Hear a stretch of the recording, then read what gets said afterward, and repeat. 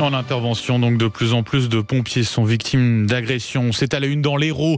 On y va tout de suite. Pour y faire face justement à ces agressions, eh bien, des gilets pare-lames ont été commandés pour ces pompiers. Jérôme Bonafous, rebonjour et merci d'être avec nous ce matin sur Sud Radio pour en parler. Vous êtes, je le rappelle, sous-directeur de l'état-major stratégique du SDIS 34, le service départemental d'incendie et de secours de l'Hérault. On connaît bien les gilets pare-balles, on connaît beaucoup moins les gilets pare-lames. Qu'est-ce que c'est exactement? Ça ressemble à quoi? Alors, très simplement, c'est un gilet donc qu'on met par-dessus la tenue d'intervention des sapeurs-pompiers, qui est un gilet sans manche, qui est un gilet qui est fait à partir de côtes de mailles, mais surtout c'est un gilet qui se fond aux couleurs de notre tenue d'intervention, puisqu'il est bleu marine avec un liseré rouge sur lequel il y a marqué sapeurs-pompiers. Et il est destiné, donc c'est la cotte de maille qui est à l'intérieur, vous savez, c'est la cotte qu'utilisent les bouchers quand tu es avec les gants en cotte de maille pour éviter qu'ils se coupent. Donc c'est un gilet comme ça qui est destiné, donc comme vous l'avez très bien dit, à protéger nos sapeurs-pompiers quand ils sont à l'intervention. On va en reparler justement de cette question de la sécurité des sapeurs-pompiers en intervention, savoir un petit peu quelle est la réalité aussi de ce phénomène que l'on observe, de ces violences qui sont en hausse. Déjà pour poursuivre justement sur ce gilet pare-lame, vous dites ce sont c'est de la côte de maille, ça veut dire quoi? Ça veut dire que c'est lourd à porter? Je ne sais pas si vous avez déjà pu les essayer.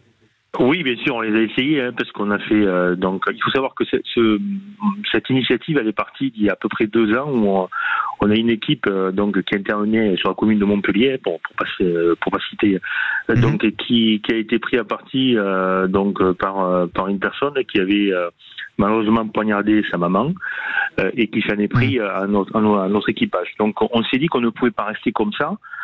Et qu'il fallait que on renforce la sécurité de nos pompiers. C'est pour ça qu'on a développé. Donc c'était une initiative propre à votre département?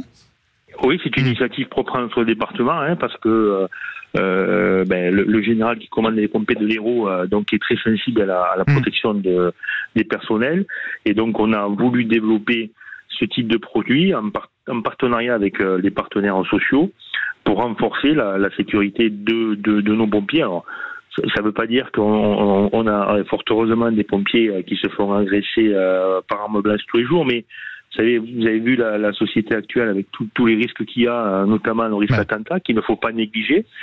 Nous, établissements, pour protéger nos employés, donc nos pompiers, on s'est dit qu'on ne pouvait pas rester les bras croisés à attendre. C'est pour ça qu'on a eu l'idée de développer ce équipement de protection individuelle pour nos pompiers. Voilà, et on a trouvé une société qui a souhaité nous suivre et qui nous a aidés. Société française? Oui, c'est une société française, tout à fait, oui. D'accord. Est-ce que l'idée, à terme, c'est de généraliser ces gilets pare-lames à l'ensemble des pompiers en intervention du côté de l'Hérault? C'est ça l'idée, à terme? Alors, l'idée, cet équipement, si vous voulez, c'est ce qu'on appelle un équipement de protection collective, c'est-à-dire qu'il est à disposition dans la remise, là où les pompiers descendent pour prendre le départ, et notamment là où sont parquées les ambulances, et en fonction du type d'intervention sur lesquels ils doivent intervenir, il y a toujours ce qu'on appelle un chef d'agré, c'est-à-dire quelqu'un qui commande l'équipe qui dit vous prenez des gilets pare-lames ou pas. Voilà. Donc c'est pas quelque chose qui est obligatoire, c'est quelque chose que les pompiers prendront en fonction de l'appel qu'ils auront, parce qu'on est de plus en plus, vous disiez, confronté à des problèmes psychologiques, notamment des ruptures de traitement, etc., où ça peut être violent. Voilà. Et puis après, vous avez aussi le risque attentat qu'il faut pas écarter. Si jamais vous devez, si nos pompiers doivent intervenir, par exemple sur une personne menaçante avec un couteau, ce qui peut arriver, parce que ça arrive, je ne le dis pas tous les jours, mais ça arrive malheureusement sur le territoire national. Tout à fait. Et nos pompiers interviendront avec ça. Et comme vous l'avez dit, c'est quand même un équipement qui est un peu lourd, donc on ne peut pas le porter en permanence. Voilà. Et qui est un petit peu cher aussi, non? C'est ça? Alors, oui, il est cher. Après, vous savez, comme on dit, la sécurité n'a pas de prix, mais ça a un coût. Donc, puis pour protéger nos pompiers, donc voilà. Donc c'est de l'ordre d'à peu près de 800 € par gilet, mais voilà. Donc c'est pour ça qu'on un investissement qui est nécessaire, voilà. Ouais. C'est un investissement qui est nécessaire. Malheureusement. Oui, malheureusement, c'est pour ça qu'on n'achète pas un par sapeur-pompier, on fait ce qu'on appelle un équipement collectif. Mais voilà, nous, en tant que responsable, on se devait encore une fois, de protéger nos sapeurs-pompiers. Jérôme Bonafous, aujourd'hui, c'est quoi la réalité des agressions sur les pompiers en intervention? Ce sont des chiffres qui ne cessent d'augmenter? Alors, oui, parce qu'il y a eu une étude du ministère de l'Intérieur qui a dit que donc c'était plus 83%. Alors, il y a deux types d'agressions. Vous avez des agressions essentiellement verbales, les insultes et les menaces, qui, elles, sont en forte augmentation.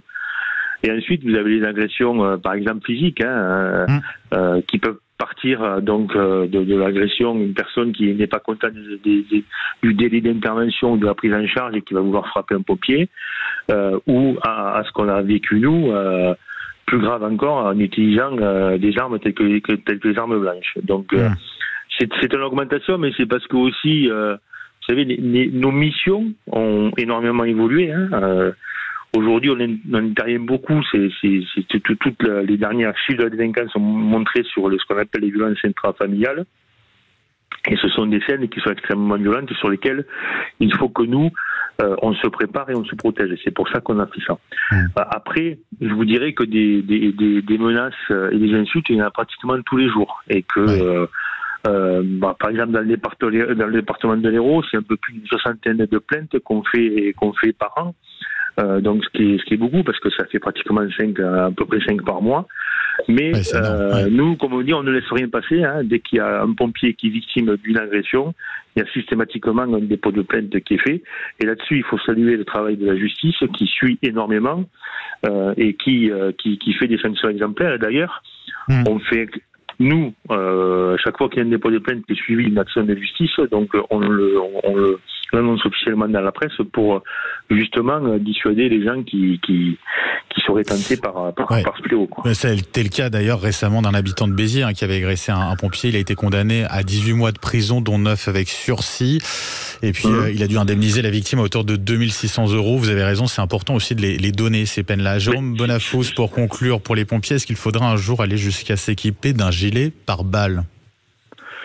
Alors, je ne pense pas, on n'en est pas là, donc je ne pense pas qu'il faille aller malheureusement jusque là, bien que les attentats font que nous avons déjà des gilets qui nous permettent notamment en cas d'attentat terroriste donc d'être aux côtés des forces de l'ordre, mais ce qu'il faut surtout que les gens comprennent, c'est que nous, lorsqu'on intervient dans un quartier, même dans un quartier sensible, c'est qu'on a besoin de nous.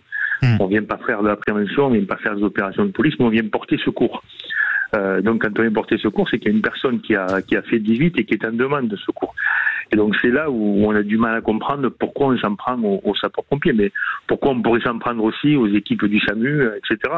Et d'une manière générale, on ne s'en prend pas aux personnes qui portent des uniformes et qui représentent la République, parce qu'on représente un service public, tout simplement. Bien sûr, et donc par prévention, ces gilets pare-lames que les pompiers vont pouvoir, du côté de l'Hérault, porter justement pour garantir aussi leur sécurité. Jérôme Bonafous, je rappelle, vous êtes le sous-directeur de l'état-major stratégique du SDIS 34, les pompiers de l'Hérault. Un grand merci d'avoir été avec nous ce matin sur Sud Radio.